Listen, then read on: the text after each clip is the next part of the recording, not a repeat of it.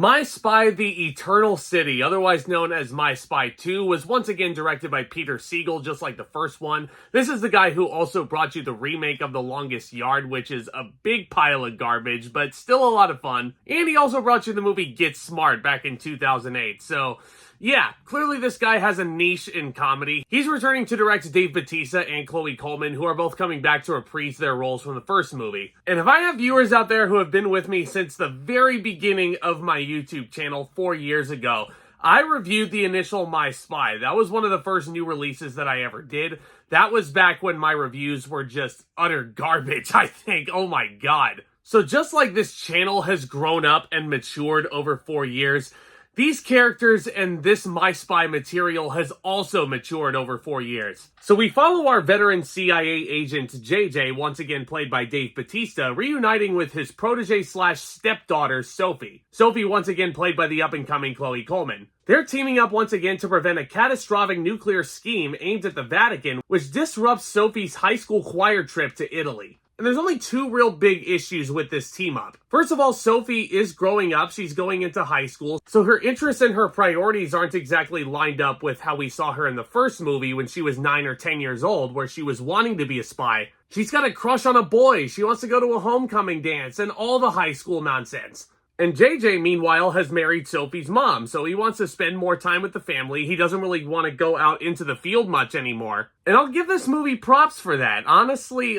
this is a much more mature version of this story. And I basically said that first My Spy movie all those years ago, that was what a better version of the movie The Game Plan would have looked like. Now, if The Game Plan were actually a good movie, at least a decent movie, and successful enough, this is probably what a sequel to The Game Plan would have looked like. Now, granted, that is still my biggest issue with both My Spy movies, honestly, is the screenplay still. It is riddled with cliches. I have seen so many of these story beats done before in better movies. And that's what I feel like is holding the My Spy movies back from being true instant family classics. But that in mind, I was shocked when I saw that this movie only had a 19% on Rotten Tomatoes.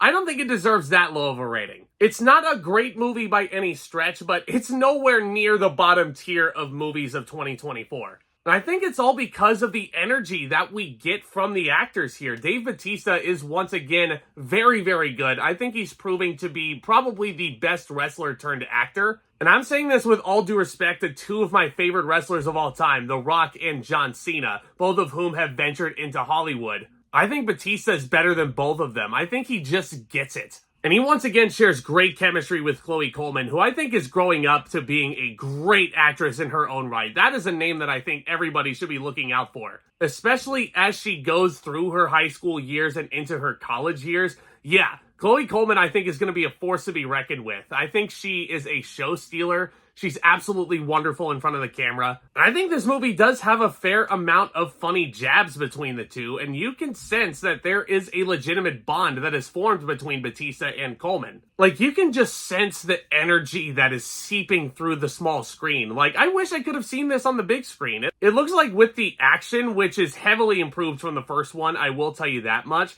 I would have really loved to have seen this done in a theater. This cast is also loaded with some great comedic talent. Kristen Schaal returns as Dave Bautista's assistant here. She is really good. Craig Robinson is in this movie for a cup of coffee. He's really funny like he usually is. And Dr. Ken Jeong, I've loved a lot of things that he's done. I think he's absolutely hilarious. I know him mainly to be one of the judges on The Masked Singer. And he was in the first My Spy movie as JJ's boss, and his role is very much extended here. And I'm not going to dig too deep into spoilers, but I think it's very heartfelt what they do with Ken Jeong's character and his son as well. It's such an endearing relationship that he has with him. I mean, aside from the heavily cliched screenplay, you've seen this father-daughter relationship when he doesn't want his daughter to grow up. You've seen that done before. And you've seen this version of a 14-year-old girl done way better in other movies, that's for sure. So you're not really getting anything new here, and this movie doesn't really reinvent the wheel in terms of a father-daughter dynamic. But I think sometimes, just in terms of entertaining the audience for 2 hours,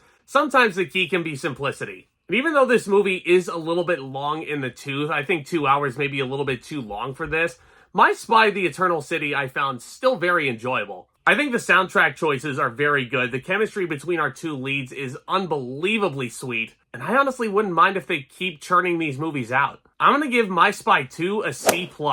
Those of you keeping score at home, this is also what I gave the original My Spy. Again, it's not going to be one of the greatest movies of the year, but it does not deserve to be in the conversation for worst movie of the calendar year. That's for damn sure. But let me know what you guys thought of The Eternal City down in the comments. Which My Spy movie do you prefer? And who do you think is the best wrestler turned actor? Do you think it's Bautista as well? I love discussing all new things in the cinematic world over here on the regular. If you've stumbled upon this stupid face for the first time, and if you want to talk about all things in movies, do consider subscribing today. Tap on that thumbs up as well. I'm going to be seeing Deadpool and Wolverine this Thursday night for the first time, and I can't freaking wait to watch it and give you my thoughts on it. But other than that, guys, stay tuned for more content very soon. Y'all are the best.